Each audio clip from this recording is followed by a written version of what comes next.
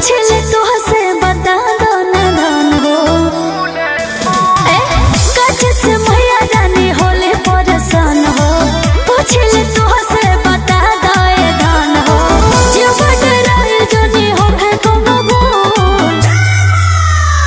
लाल फूल पीला फूल फूले फूल का मैया के पसंद तो अच्छा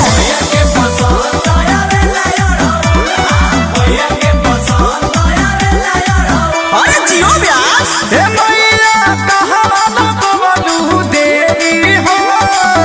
गहिले जावे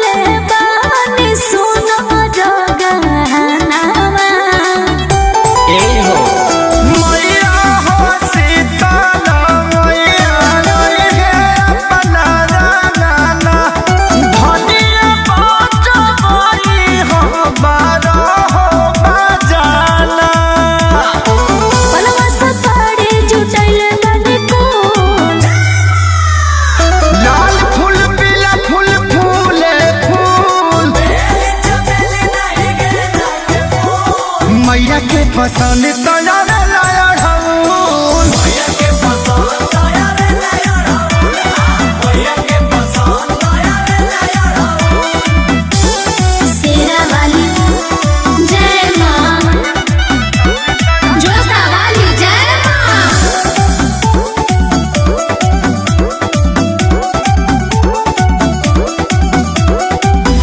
जवाना रहस मैया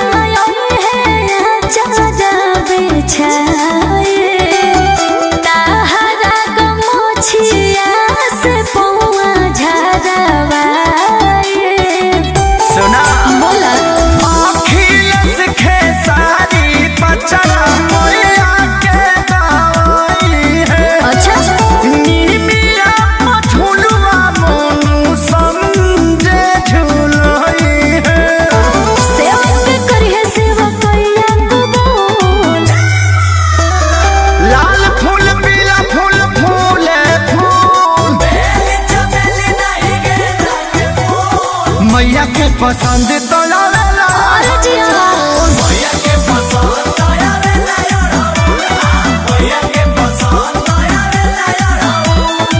ओहो वो तो सुबह से लाके धैले बानी।